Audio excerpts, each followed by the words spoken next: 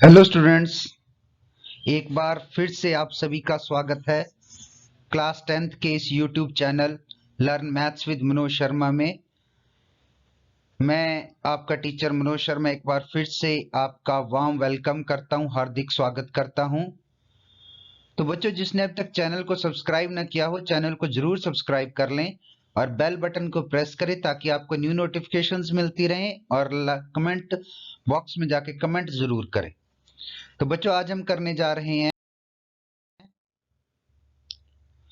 आपके class 10th mathematics में chapter number 7, और चैप्टर 7 जिसका नाम है आपका कोऑर्डिनेट ज्योमेट्री या निर्देशांक ज्यामिति। और आज हम करेंगे एक्सरसाइज 7.2 के जो हमारे कुछ क्वेश्चंस बच गए थे, क्वेश्चन 7 to 10। ठीक है, इसलिए यह इस एक्सरसाइज का सेकंड वीडियो है। सो शुरू करते बच्चों आज का वीडियो। जो हमारा आज का फर्स्ट क्वेश्चन है वो है क्वेश्चन नंबर 7।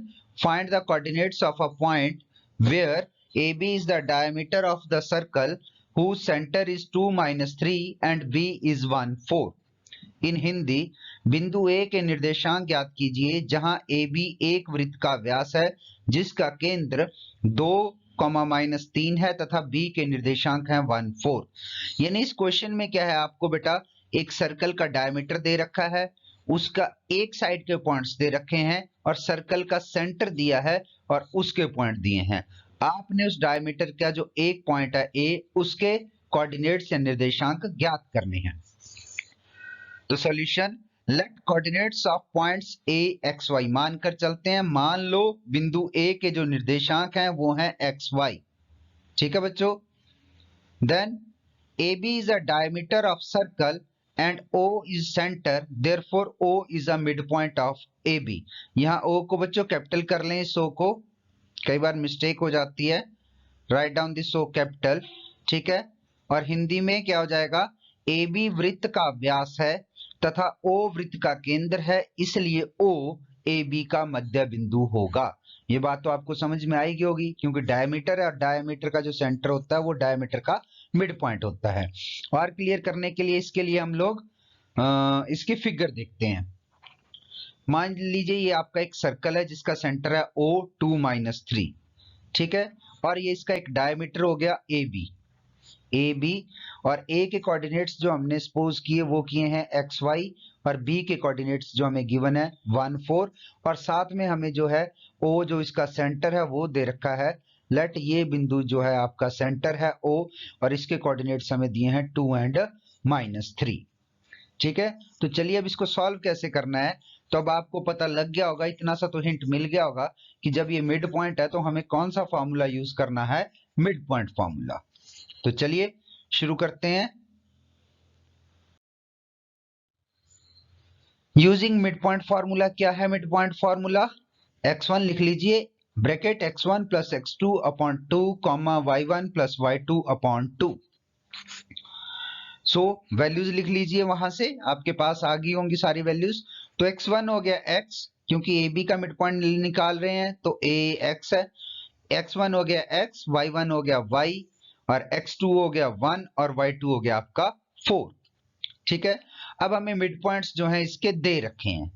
मिड पॉइंट्स क्या दे रखे हैं, जो इसका सेंटर है 2 -3 इज इक्वल टू, ये किसके बराबर होना चाहिए, ये जो आपके एंड पॉइंट्स हैं, ठीक है, उनका सम डिवाइडेड बाय 2। जैसे ये है x1 plus x2 comma y1 plus y2।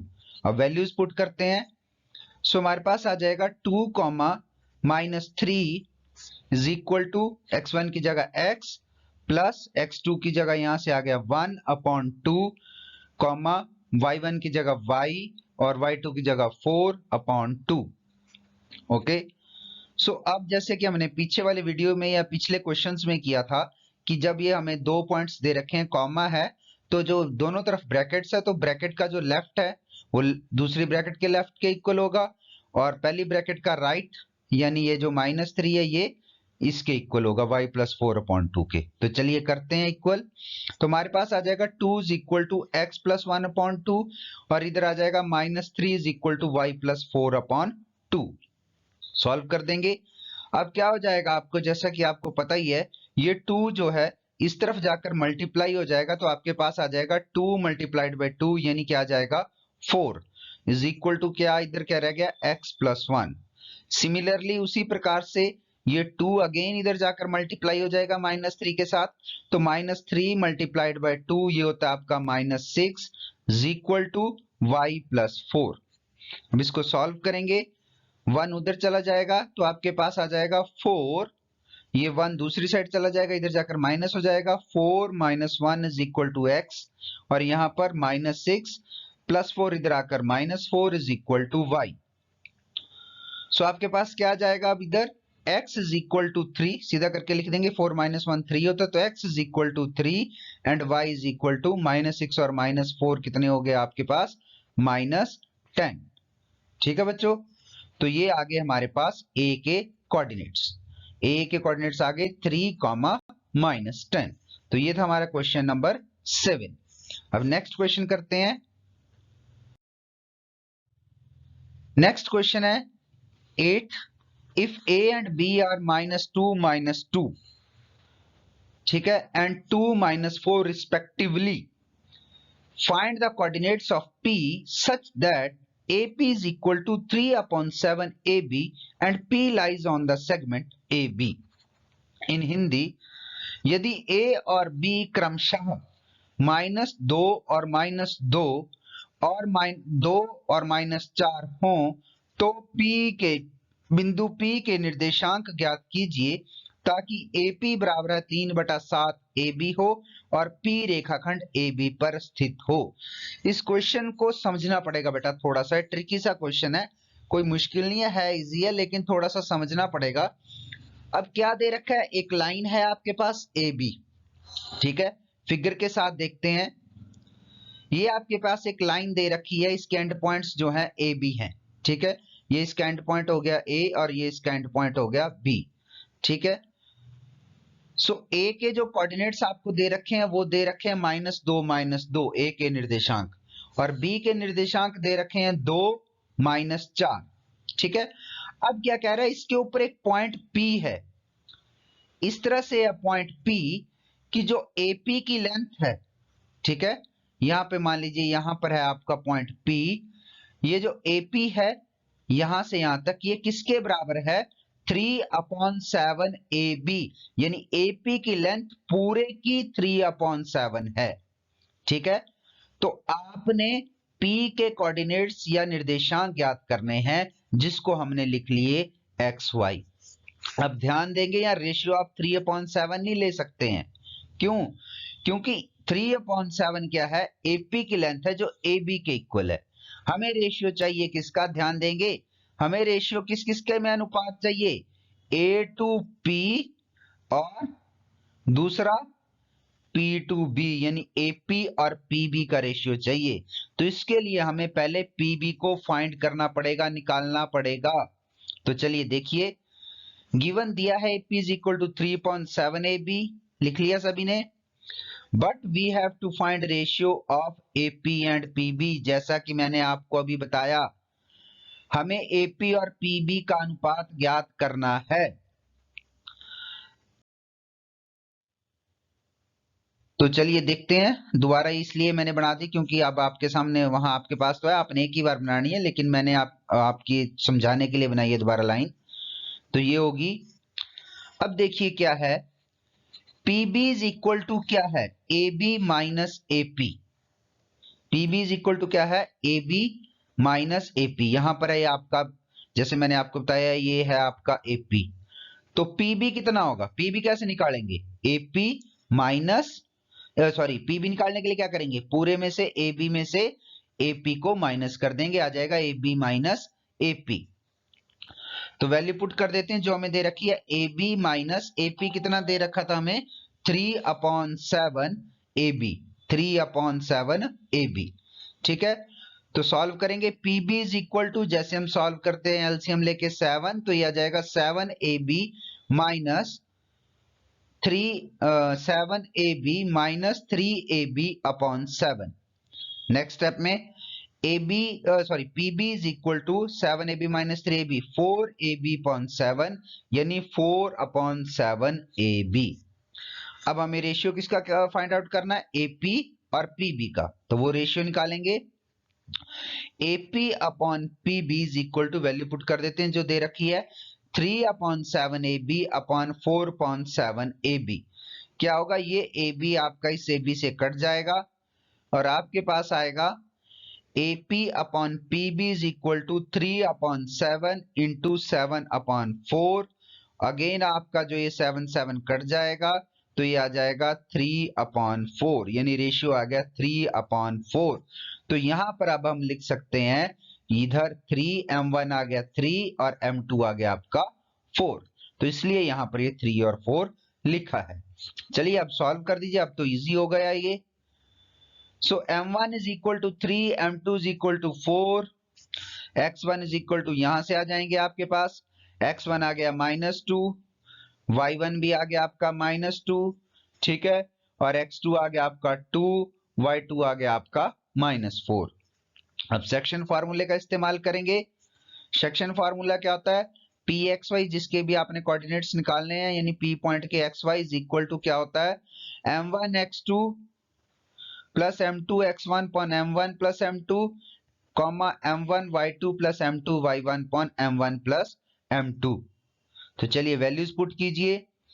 तो ये इसको, अब ये क्या जाएगा, m1 की जगह क्या आ गया 3 इंटू, ठीक है, x2 है आपका 2 प्लस m2 यानी 4 इंटू x1 कितना है -2 अपॉन 3 प्लस 4। इसी तरह से इधर 3 into -4 plus 4 into -2 upon 3 plus 4। Solve किया, 3 टू द, ये क्या आ गया आपके पास, 3 टू द 6 आ गया, ठीक है, 4 इंटू -2 -8 आ गया अपॉन 3 प्लस 4 7 आ गया, कॉमा, और इधर 3 इंटू -4 -12, 4 इंटू -2 ये आ गया आपका -8 अपॉन 7। सॉल्व करेंगे, 6 -8 होता है -2 अपॉन 7 और -12 और -8 होते हैं -20 अपॉन 7। तो P पॉइंट्स के जो कोऑर्डिनेट्स आ गए हमारे पास वो आए -2 अपॉन 7 और -20 अपॉन 7। ठीक है बच्चों, तो ये था आपका क्वेश्चन नंबर 8। अब क्वेश्चन 9 करते हैं। 9 है, find the coordinates of the points which divides the line segment A -22 and B 28 into 4 equal parts.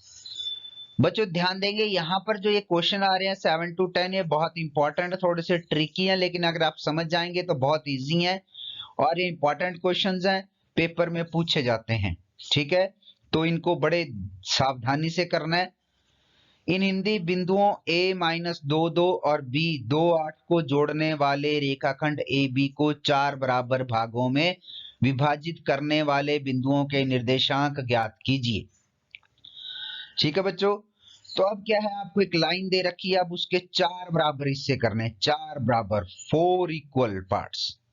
ठीक है, तो वो जो 4 इक्वल पार्ट्स में जब हम उसको बांटेंगे तो जो पॉइंट्स आएंगे आपने उनके कोऑर्डिनेट्स या निर्देशांक ज्ञात करने। चलिए देखते हैं सॉल्यूशन। पहले इसकी फिगर ही देख लेते हैं, ज्योमेट्रिकली इसको समझ लेते हैं। सपोज ये आपकी लाइन है ए बी, ठीक है, ए पॉइंट हो गया आपका ये वाला, जिसके कोऑर्डिनेट्स ले लिए हमने -2 2, और बी पॉइंट हो गया आपका ये वाला, इसके कोऑर्डिनेट्स हमें दिए हैं 2 8। अब हमने इसको 4 इक्वल पार्ट्स में बांटना है, 4 बराबर हिस्से। तो कैसे करेंगे, तो सबसे बढ़िया तरीका है आसान, पहले इस पूरी लाइन को 2 हिस्सों में बांट दो, यानी हाफ कर दो। तो इस पॉइंट को मान लेते P, इसके कोऑर्डिनेट्स हो गए x y। अभी 2 हिस्से हुए, 4 बराबर हिस्से करने हैं। अब ये जो इधर बचा AP, अब इसको आधा कर दो, यानी इसका सेंटर निकाल लो, मिड पॉइंट। तो ये इसको लिख लिया हमने Q x1 y1। तो ये Q जो है ये किसका मिड पॉइंट हो गया, AP का। सिमिलरली PB को आधा कर दो, ये जो आपका सेंटर वाला पॉइंट आ गया ये आ गया आपका R, इसको क्या मान लिया हमने R। तो इसके कोऑर्डिनेट ले लिए x2 y2, हो गए 4 इक्वल पार्ट्स। 1 2 ये आपका एक पार्ट हो गया, ये दूसरा पार्ट हो गया, ये तीसरा पार्ट हो गया और ये चौथा।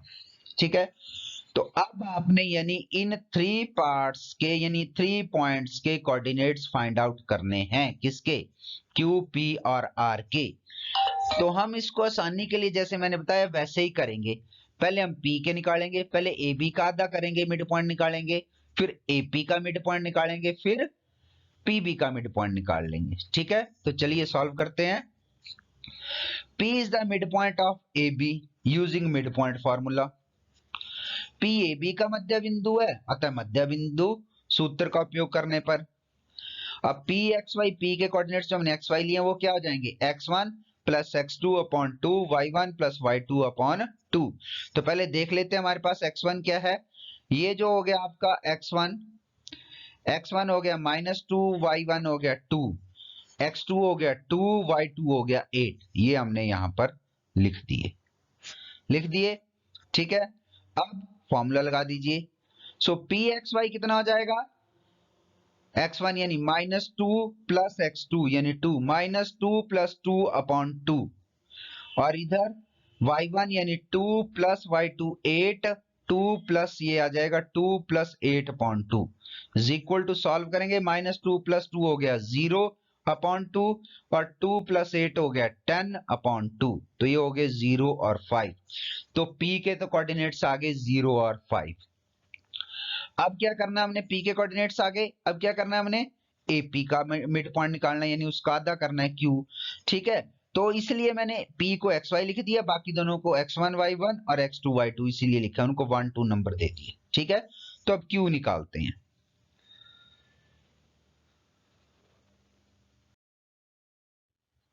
So Q is the midpoint of AP using midpoint formula। फिर midpoint, अब Q AP का मध्य बिंदु है, अतः मध्य बिंदु सूत्र का प्रयोग करने पर x1 हो गया -2, y1 हो गया 2, x2 हो गया 0 और y2 हो गया 5। ये P के कोऑर्डिनेट्स हैं।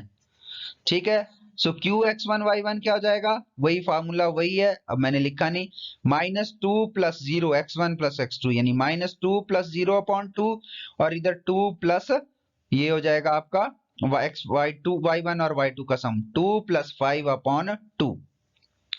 सॉल्व करके आ गया माइनस, क्या जाएगा आपके पास, -2 प्लस 0 -2 अपॉन 2 और 2 प्लस 5 हो गए 7, तो 7 अपॉन 2, ये कट जाएंगे, 2 1 2 होता है, तो ये आ जाएगा -1, 7 अपॉन 2। ये आगे Q के कोऑर्डिनेट्स। अब रह गया हमारे पास केवल R, और R क्या है, वो किसका मिड पॉइंट है, R is the midpoint of BP using midpoint formula। R BP का मध्य बिंदु है, अतः मध्य बिंदु सूत्र का प्रयोग करने पर अब BP से चलना आपने। तो B के कोऑर्डिनेट्स थे 2 8, तो x1 हो गया आपका 2 और y1 हो गया आपका 8, और P के कोऑर्डिनेट्स थे 0 5, तो x2 हो गया 0, y2 हो गया 5। ठीक है, लगा दीजिए formula. So R x2 y2 is equal to क्या हो जाएगा, यहीं से वही फॉर्मूला आ जाएगा आपके पास दोबारा, 2 प्लस 0 अपॉन 2 और 8 प्लस 5 अपॉन 2। तो इसको जब आप सॉल्व करेंगे क्या आ जाएगा आपके पास, 2 अपॉन 2 और इधर आ जाएगा, ये आ गया 2 अपॉन 2, 8 प्लस 5 13 होते हैं, तो ये आ गया 13 अपॉन 2। तो ये फिर कट जाएगा, 2 1 2, 2 1 2, तो 1 13 upon 2।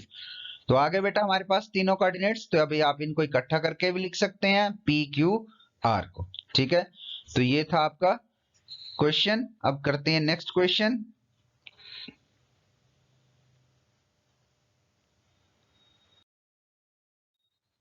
So next is 10th question, that is last question of this exercise. वो क्या कह रहा है, find the area of the rhombus if its vertices are 3 0 4 5 -1 4 and -2 -1 taken in order. Hint भी दे रखा है कि area of rhombus equal to होता है half into product of its diagonals. अब तो डायगोनल्स की लेंथ है, तो ये क्वेश्चन वैसे जो है आपका 7.1 में होना चाहिए था, क्योंकि वहां पर हमने जो है लेंथ वाले क्वेश्चन किए थे। हिंदी में एक समचतुर्भुज का क्षेत्रफल ज्ञात कीजिए जिसके शीर्ष इसी क्रम में 3 0 4 5 -1 4 और -2 -1 है। संकेत समचतुर्भुज का क्षेत्रफल बराबर है 1/2 उसके विकर्णों का गुणनफल। ठीक है, तो इसको जो है हमने कैसे करना है, लेंथ फॉर्मूला लगा के करना है।